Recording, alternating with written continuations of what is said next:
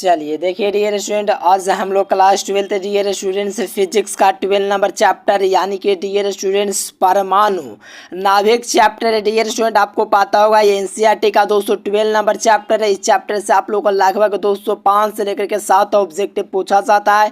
तो वीडियो में लास्ट तक बने रहिए। साथ में चैनल पर पहली बार जो जुड़े हैं पहली बार वो चैनल को सब्सक्राइब करके ऑल नोटिफिकेशन सेलेक्ट कर लीजिए डियर स्टूडेंट, क्योंकि हम लोग टॉप 15 ऑब्जेक्टिव क्वेश्चन देखने वाला है। काफ़ी कमाल का वीडियो होने वाला है, लास्ट तक देखिए। कोई भी आप लोग को यूट्यूब पर इस चैप्टर से 50 ऑब्जेक्टिव आज तक नहीं करवाया और पीडीएफ नोट्स के लिए इस नंबर पर कांटेक्ट जरूर कीजिएगा। चलिए लास्ट तक देखिए, बहुत मज़ा आएगा। तो देखिए फर्स्ट क्वेश्चन आया दोस्तों कि लैम्डा तरंग दैर्ध्य वाले फोटोन की ऊर्जा क्या होता है। कहा जा रहा है दोस्तों the energy of the photon of wavelength lambda is, यानी कि लैम्डा तरंग दैर्ध्य वाले फोटोन की जो दोस्तों ऊर्जा होती है hc बटा लैम्डा होता है। यहाँ से देखिए hc बटा लैम्डा ऑप्शन नंबर बी में दिख रहा है, यानी कि लैम्डा तरंग दैर्ध्य का फोटोन वाले दोस्तों ऊर्जा जो होगा hc बटा लैम्डा होगा। जो भी प्यारे साथी ऑप्शन नंबर बी लगाए उनका बिल्कुल राइट आंसर है। चलिए सभी विद्यार्थियों को पहले से आंसर पता हो तो कमेंट कीजिएगा। चलिए नेक्स्ट क्वेश्चन कहा जा रहा है कि बीटा किरण विक्षेपित होता है। देखिए बीटा किरण जो होता है दोस्तों कहाँ पर विक्षेप करता है, कहाँ पर विक्षेपित होता है। तो आपको याद रखना dear student, magnetic and electric field दोनों में, चुंबकीय क्षेत्र और विद्युतीय क्षेत्र दोनों में जो होता है दोस्तों बीटा किरण क्या करता है, मूव करता है, विक्षेप करता है। ठीक ना डियर स्टूडेंट, डिफ्लेक्टेड करता है।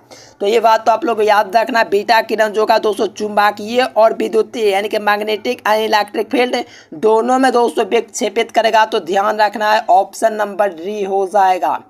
नेक्स्ट क्वेश्चन, सूर्य प्रकाश का स्पेक्ट्रम होता है। देखिए सूर्य प्रकाश जो होता है दोस्तों इसका स्पेक्ट्रम जो होता है दोस्तों वो सतत होता है। ये बात आप लोग ध्यान में रखिएगा। सूर्य प्रकाश जो होता है दोस्तों उसका स्पेक्ट्रम आप लोग देखोगे तो वो सतत होता है। और जो विद्यार्थी पीडीएफ नोट्स अभी तक नहीं लिया, इस नंबर पर नीचे आप लोग को दिख रहा है 9142529134, इसी नंबर पर कॉन्टेक्ट करना, पूरा पीडीएफ नोट्स आपको मिलेगा। चलिए बहुत अच्छा, ये नंबर हो जाएगा सतत। नेक्स्ट क्वेश्चन देखो कहा जा रहा है दोस्तों कि हाइड्रोजन स्पेक्ट्रम के कौन सी श्रेणी अदृश्य भाग में देखो हाइड्रोजन स्पेक्ट्रम की कौन सी दोस्तों श्रेणी अवरक्त में नहीं पाते। देखो अवरक्त में नहीं पाती है। क्वेश्चन थोड़ा उल्टा है डियर स्टूडेंट, ये बात आप लोग ध्यान में रखिए। अवरक्त में नहीं पाते, देखो हेमिस्फीयर दोस्तों फुंड श्रेणी ब्रैकेट से नहीं पाया जाता, लेकिन लाइमन श्रेणी जो होता है ये अवरक्त भाग में नहीं पाया जाता। इस बात को आप लोग ध्यान रखिएगा। लाइमन श्रेणी डेट मीन्स ऑप्शन डी हो जाएगा। काफ़ी कमाल का क्वेश्चन है, याद रखिएगा साथियों। नेक्स्ट क्वेश्चन देखो नाभिक के दोस्तों त्रिज्या के कोटि क्या होता है। कहा जा रहा है दोस्तों कि the is the order of the radius of the nucleus, यानी कि नाभिक की जो त्रिज्या के कोटि होती है साथियों वो कितना होता है। तो याद रखिएगा 10⁻⁴ मीटर होता है। और भाई यहाँ का दोस्तों परमाणु का पूछेगा तो 10⁻⁻10 याद रखना है। लेकिन आपसे पूछा है नाभिक का यानी कि न्यूक्लियस का रेडियस पूछा है, तो आपको याद रखना 10⁻⁴ हो जाएगा। और जो विद्यार्थी इस लाइक सब्सक्राइब नहीं किया तो जल्दी जल्दी सब्सक्राइब लाइक कीजिए।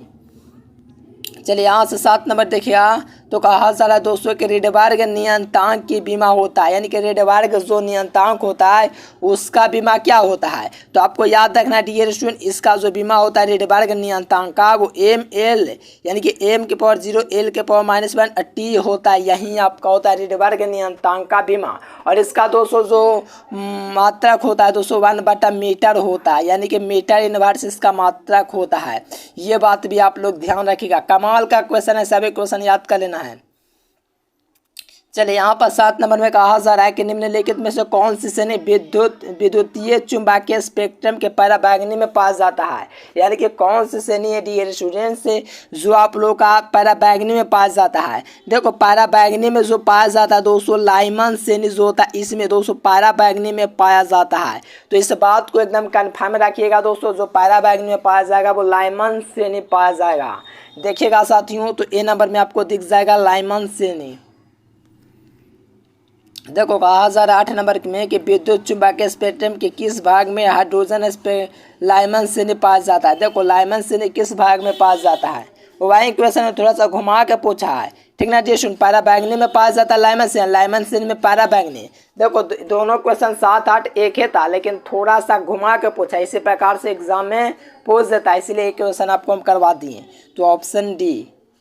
देखिए रादरफोर्ड के अल्फा परिकीर्णन प्रयोग में जिस बल के कारण अल्फा दोस्तों जो परिकीर्णक होते हैं वो दोस्तों जो बल होता है वो कौन सा बल होता है, तो वो कूलॉम बल के कारण ऐसा होता है। यानी कि रादरफोर्ड के अल्फा परिकीर्णन प्रयोग में जिस बल के कारण अल्फा परिकीर्णित होता है वो कूलॉम बल के कारण होता है। तो बी नंबर। चलिए हाइड्रोजन स्पेक्ट्रम में जब संक्रमण किसी उच्च कक्षा से दूसरे कक्षा में होता है तो प्राप्त जो होता है दोस्तों वो क्या प्राप्त होता है, तो वो आपका दोस्तों बामर श्रेणी प्राप्त होता है। यानी कि बामर श्रेणी आपको बी नंबर में दिख जाएगा। यानी जब भी आपसे पूछेगा हाइड्रोजन स्पेक्ट्रम में जब संक्रमण किसी उच्च कक्षा से दूसरे कक्षा में जाएगा तो बामर श्रेणी में दोस्तों करेगा, तो याद रखना है बी नंबर। देखिए ये क्वेश्चन करवाएं तो ये क्वेश्चन लड़ा भी है। लेजर क्रिया के लिए क्या जरूरी है, पिछला बार भी करवाए थे संख्या परिवर्तन लेजर क्रिया के लिए आपका दोस्तों मान्य है, जरूरी है, कंपलसरी है। ठीक है ना डियर स्टूडेंट्स। यानी कि लेजर की क्रिया जो है संख्या परिवर्तन के लिए उत्तरदायी है। तो ए नंबर इज राइट आंसर। चलिए कहा जा रहा है कि हाइड्रोजन स्पेक्ट्रम की कौन सी श्रेणी दृश्य भाग में पाई जाती है। देखो हाइड्रोजन स्पेक्ट्रम की कौन सी श्रेणी है दोस्तों, वो दृश्य भाग में पाई जाती है। तो याद रखिएगा साथियों बामर श्रेणी। ठीक ना डियर स्टूडेंट। हाइड्रोजन स्पेक्ट्रम की कौन सी श्रेणी दृश्य भाग में पाई जाती है, तो याद रखिएगा दोस्तों बामर श्रेणी, ऑप्शन नंबर बी। चलिए नेक्स्ट क्वेश्चन, कैथोड किरणें है। देखिए कैथोड किरण जो होता है दोस्तों वो कौन होता है। देखो कैथोड किरण जो होता है दोस्तों वो आपका ऋण आविष्ट कण होता है। यानी कि ऋण आविष्ट कण यानी कि नेगेटिव चार्ज पार्टिकल कैथोड किरण होता है। चलिए डियर स्टूडेंट याद रखिएगा सी नंबर। नेक्स्ट क्वेश्चन, देखो हाइड्रोजन परमाणु में इलेक्ट्रॉन का कोणीय संवेग जो होता है, ये क्वेश्चन एग्जाम में पूछा है जी। h/2 पाई लैम्डा भी दे सकता है, तो ध्यान रखना पाई को ज़्यादा। यानी कि हाइड्रोजन परमाणु में इलेक्ट्रॉन का कोणीय संवेग, हाइड्रोजन जो परमाणु होता है उसमें इलेक्ट्रॉन का न्यूनतम कोणीय संवेग जो होता है वो h/2 पाई होता है। h/2 पाई का मतलब ऑप्शन सी देख लीजिए डियर स्टूडेंट, दिख जाएगा। चलिए देखो कैथोड किरणों में क्या होता है दोस्तों, तो इसमें मंद इलेक्ट्रॉनों की दाद, तेज नहीं, कैथोड किरण में मंद होता है। ठीक ना डियर स्टूडेंट, ये बात को याद रखिएगा, मंद ऑप्शन सी। बोर परमाणु का सफल व्याख्या कौन किया, जो बोर परमाणु मॉडल का दोस्तों सफल व्याख्या जो करता है वो कौन करता है। बोर का जो परमाणु मॉडल है उसकी सफल व्याख्या हमारा दोस्तों रेखीला स्पेक्ट्रम करता है। कौन सर जी, रेखीला स्पेक्ट्रम। इस बात को आप लोग को याद रखना है डियर स्टूडेंट। रेखीला स्पेक्ट्रम है दोस्तों जो कि आपके बोर परमाणु मॉडल का सफल व्याख्या करता है। सफल का मतलब पूरा एकदम सफल हो गया डियर स्टूडेंट, वो व्याख्या करता है रेखीला स्पेक्ट्रम। ये बात को भी याद आप लोग ध्यान में रखिएगा। चलिए 7 नंबर देखिए, तो कहा जा रहा है कि परमाणु के कक्षा में इलेक्ट्रॉन निम्नलिखित में से किस बल के कारण होता है। यानी कि परमाणु की कक्षा में जो इलेक्ट्रॉन दोस्तों किस बल के कारण जुड़ा होता है, तो वह हमारा दोस्तों कूलॉम बल होता है, जिसके कारण दोस्तों जुड़ा हुआ होता है। चलिए एकदम बेहतरीन साथियों, option number B. Next question देखिए, रिडबर्ग नियतांक का मात्रक क्या होता है। देखिए रिडबर्ग नियतांक का जो मात्रक होता है वो 1/मीटर होता है। क्या होता है डियर स्टूडेंट, 1/मीटर होता है। तो ऑप्शन सी हो जाएगा।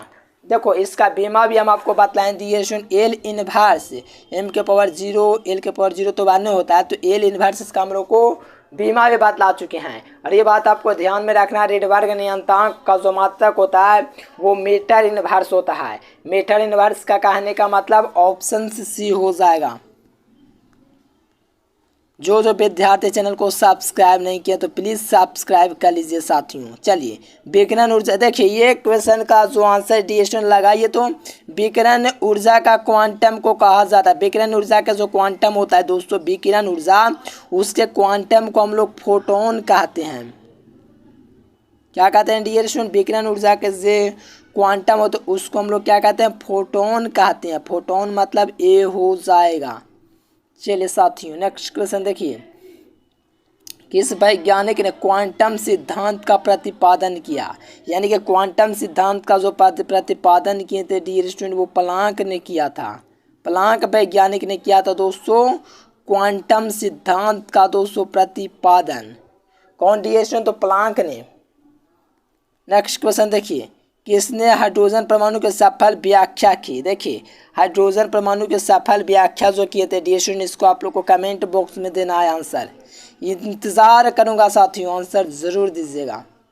चलिए यहाँ से कहा जाए परमाणु की संरचना का ज्ञान प्राप्त करने के लिए दोस्तों नए प्रयोग में अल्फा कणों से संबंधित उपयोग जो होता है किसके लिए हुआ? यानी कि डियर स्टूडेंट परमाणु की संरचना का ज्ञान प्राप्त करने के लिए जो परमाणु होता है उसका स्ट्रक्चर होता है उसका ज्ञान लेने के लिए, नॉलेज लेने के लिए अल्फा कणों के दोस्तों संबंधित किस घटना का प्रयोग किया गया था? तो याद रखना वो प्रकाश का प्रकीर्णन का यूजेस किया गया था। तो याद रखेगा डी नंबर।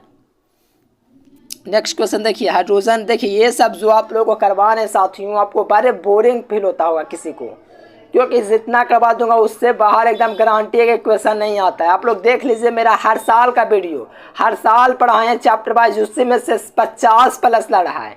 हर साल का रिकॉर्ड बोल रहा है क्योंकि पूरा नींबू की तरह निचोड़ पढ़ाता हूँ, पूरा बुक को पढ़ के एकदम ऑब्जेक्टिव तैयार करता हूँ, ठीक ना डियर स्टूडेंट? तो टेंशन नहीं लेना, बस पूरा वीडियो को देखिए सब। हाइड्रोजन स्पेक्ट्रम के उत्सर्जन में बामन श्रेणियाँ क्या होती है? देखो हाइड्रोजन जो स्पेक्ट्रम होता है उसमें जो उत्सर्जन होता है हाइड्रोजन स्पेक्ट्रम में, उसमें जो बामन श्रेणियाँ होता है दोस्तों वो दृश्य परिसर होता है। दृश्य परिसर मतलब क्या हुआ? सीन, यानी कि सीन कर सकता है दृश्य परिसर, ऑप्शन ए। चलिए यहाँ से देखिए साथियों, बोर परमाणु मॉडल मान्य है। देखिए बोर का जो परमाणु मॉडल है दोस्तों किसके लिए मान्य है? बोर परमाणु मॉडल याद रखिए दोस्तों केवल एक परमाणु संख्या वाले परमाणु के लिए, यानी कि बोर परमाणु का जो मॉडल है दोस्तों जो प्रस्तुत है दोस्तों ये केवल और केवल परमाणु संख्या वाले परमाणु के लिए, केवल एक परमाणु के लिए ही मान्य है। तो ए नंबर। देखो परमाणु का नाभिक बना होता है, ये तो करवाए थे, पूछा भी, प्रोटॉन और न्यूट्रॉन से। यानी कि परमाणु का जो नाभिक होता है दोस्तों ये दोनों से बना होता है, प्रोटॉन और न्यूट्रॉन दोनों से। ये बात आप लोग ध्यान में रखिएगा, प्रोटॉन और न्यूट्रॉन दोनों से बना होता है।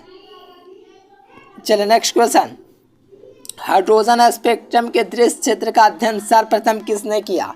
यानी कि दृश्य जो क्षेत्र था उसका एक वैज्ञानिक था ब्रैकेट, क्योंकि ब्रैकेट से नहीं सर, अरे ब्रैकेट वैज्ञानिक का ही नाम है। हाइड्रोजन स्पेक्ट्रम के दृश्य भाग का दोस्तों जो अध्ययन किया था वो ब्रैकेट नामक वैज्ञानिक ने किया।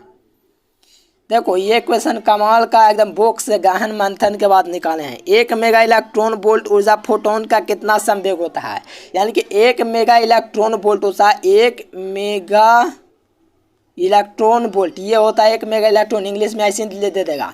1 मेगा इलेक्ट्रॉन वोल्ट कितने फोटोन का संवेग, h/λ संवेग होता है, ये भी आपको हम बता चुके हैं। तो फोटोन का संवेग कितने के बराबर होता है? चलिए याद रखें टीएशन 5 गुना 10⁻22 किलोग्राम प्रति सेकेंड। ये क्वेश्चन दम झकास है। उम्मीद है साथियों मेरी मेहनत को आप लोग सफलता में बदलोगे, इसको आप लोग पूरा याद रखोगे। और पीडीएफ नोट्स जो साथी अब तक नहीं ले इस नंबर पर कांटेक्ट करके ज़रूर लेना है। 100% आपको संभावना दोस्तों दर्शाते हैं, 100% विश्वास से उम्मीद दिलाते हैं कि आप लोगों को उससे में से क्वेश्चन आएगा। चलिए इलेक्ट्रॉन पर आवेश का मान कितना होता है? तो देखिए इलेक्ट्रॉन पर जो आवेश होता है दोस्तों 1.6 गुना 10⁻⁹ कूलम होता है। क्योंकि सर जी ये तो हम लोग पढ़ चुके हैं, लेकिन इस चैप्टर में भी था तो मैंने देखा इस चैप्टर के में है तो करवा देते हैं, क्या दिक्कत है? कोई नहीं जानता वो जान लेगा। चलिए ऑप्शन बी हो गया। इलेक्ट्रॉन वोल्ट द्वारा तो पता ही आप लोगों को दोस्तों एनर्जी को मापा जाता है। इलेक्ट्रॉन जो वोल्ट है इलेक्ट्रॉन लिखा गया, कोई दिक्कत नहीं है, ऊर्जा को मापा जाता है। रेडबर्ग नियतांक का मान बताइए साथियों, ये तो आप लोग बता ही सकते हो आराम से, नहीं जानते तो कोई दिक्कत नहीं है, लेकिन यहाँ पर हम आपको बता देंगे, लेकिन आपको याद जरूर रखना है क्योंकि एग्जाम में ये मुझे लग रहा है कि अगला बार ये टपकेगा क्वेश्चन, तो देर नहीं करना चाहिए, ठीक ना डियर स्टूडेंट? शुभ काम में देर नहीं यार, याद करो जल्दी से। याद रखना है डियर स्टूडेंट 1.097 गुना 10⁻⁷ 7 होता है। 10⁻⁻7 मीटर इनवर्स। क्या होगा सर जी? ऋणात्मक नियतांक का मात्रक मीटर इनवर्स होता है, इसलिए यूनिट। तो 1.97 गुना 10⁻⁷। याद रखेगा, पक्का एग्जाम के लिए इंपॉर्टेंट है, VVI क्वेश्चन है। अब देखो ये क्वेश्चन पिछला बार करवाए, लड़ाई क्वेश्चन देख लीजिए, पिछला बार वीडियो हमारा जाकर के प्ले लिस्ट में करवाए हैं। नया लेवल क्वेश्चन था, पूछा भी गया है। रेडियो सक्रियता का जो मात्रक होता है दोस्तों, वो आपका क्यूरी होता है, ठीक ना डियर स्टूडेंट? तो क्यूरी आपको बी नंबर में दिख जाएगा। चलिए एकदम कमाल कीजिए साथियों, ऑप्शन बी हो जाएगा। नाभिकीय रिएक्टर जो होता है दोस्तों कार्य करता है, देखिए नाभिकीय रिएक्टर में मंदक का कार्य कौन करता है? तो न्यूट्रॉनों की गति मंद करना, यानी कि न्यूट्रॉनों के मंद करना दोस्तों नाभिकीय रिएक्टर में मंदक का कार्य करता है, तो ए नंबर। जेड परमाणु वाले परमाणु के किसी दिए गए एक कक्षा में इलेक्ट्रॉन की ऊर्जा समानुपाती होती है, तो ये जेड स्क्वायर होता है। लेकिन बुक में देखोगे तो जेड के पावर -2 देगा, ये बात कभी भी नहीं, आप लोग याद रखेगा। जेड स्क्वायर क्या होता है, ये बात आप लोग याद रखें। जेड के पावर -2 नहीं, वो तो बुक में गेस में क्वेश्चन में गलत दिया रहता है। हम आपको करवा रहे, वो बात को आप लोग को ध्यान रखना है। बी नंबर होगा, जेड स्क्वायर के समानुपाती या तो अनुक्रमानुपाती होता है, ये बात को एकदम ध्यान में रखना है, गेस पर मत जाना, मेरे पर जाइए। चलिए 6 गुणांक जो होता है दोस्तों, इसका मात्रक हर जो होता है, ये हर कोई को पता नहीं, पता तो पता कर लीजिए। 6 गुणांक का जो मात्रक होता है वो हर्ट्ज का होता है, दैट मीन्स ऑप्शन ए। सौर ऊर्जा का जो स्रोत है दोस्तों, वो नाभिकीय संलयन है। जो सौर ऊर्जा होता है संलयन जी, नाभिकीय संलयन। यहाँ से देखिए बी नंबर, न्यूक्लियर संलयन। चलिए देखो नाभिकों में न्यूट्रॉनों की संख्या क्या होता है, ये तो हर कोई बता सकता है, क्यों नहीं? चलिए यहाँ पर न्यूट्रॉनों की संख्या A-Z जो होता है, यहाँ पर न्यूट्रॉनों की संख्या हो जाएगा नाभिकों में। बोर का आवृत्ति शर्त, अरे मेरे प्यारे E1 - E2 बराबर Hb। यहाँ से देख लीजिए ऑप्शन बी, E1 - E2 बराबर Hb। बोर का आवृत्ति का the frequency condition for the bore is, तो याद रखिएगा E1 - E2 is equal to Hb। कौन सा कण अस्थायी है? देखो अस्थायी की बात किया, कौन सा कण अस्थायी है, इस बात को आप लोग ध्यान रखेंगे। न्यूट्रॉन है दोस्तों अस्थायी कण है। चलिए नाभिकीय विक्रिया में संरक्षित रहता है कुल आवेश, कुल संवेग, रेखीय संवेग का ये ऑल ऑफ दिस, यानी कि इनमें से सभी है जो संरक्षित रहता है नाभिकीय विक्रिया में। चलिए निम्नलिखित में महत्तम भेदन क्षमता गामा किरणों की होती है। महत्तम भेदन क्षमता भैया किसमें होता है? गामा किरणों में। चलिए परमाणु का जो आकार होता है, अभी मैंने अपन ने आप लोग को शुरू में बता दिया था, 10⁻10 मीटर होता है दोस्तों, यहाँ से दिया गया ऑप्शन सी में। चलिए साथियों PDF नोट्स देखिए, आर्ट्स क्वेश्चन जो होता है रिमूव कर दिए डिस्कशन, कोई दिक्कत ना है, वो नेक्स्ट चैप्टर में आपको करवाएंगे, ठीक ना डिस्कशन? देखिए PDF नोट्स के लिए इस नंबर पर आपको कांटेक्ट करना, व्हाट्सएप पर मैसेज कीजिए, अपना नाम बताएगा, वहाँ से पूरा PDF नोट्स आपको सेंड किया जाएगा, ठीक ना डियर स्टूडेंट? आप लोग को उम्मीद है आप लोग जरूर संपर्क कीजिएगा। डियर स्टूडेंट जितना दे देंगे उसी को आपको एग्जाम में करके जाना, उससे फालतू का और भी कहीं से किसी का नहीं पढ़ना है, जितना के दे देंगे उसी को आपको पढ़ के जाना है। उम्मीद है साथियों वीडियो पसंद है, आपको पसंद है तो लाइक सब्सक्राइब जरूर कीजिएगा। Thanks for watching this video. जय हिंद, वंदे मातरम। देखिए जो विद्यार्थी काम से में 400 नंबर लाना चाहते हैं, यहाँ से गूगल ओपन कीजिए और एजुकेशन लेक्चर सर्च कीजिए। सर्च करने के बाद ये वेबसाइट आएगा, इस वेबसाइट पर क्लिक कीजिए। क्लिक करने के बाद 12th IAS आएगा, इस पर क्लिक कीजिए। यहाँ से हिंदी, अंग्रेजी, गणित, भौतिक, रसायन, जीव विज्ञान पूरी तैयारी कर सकते हैं।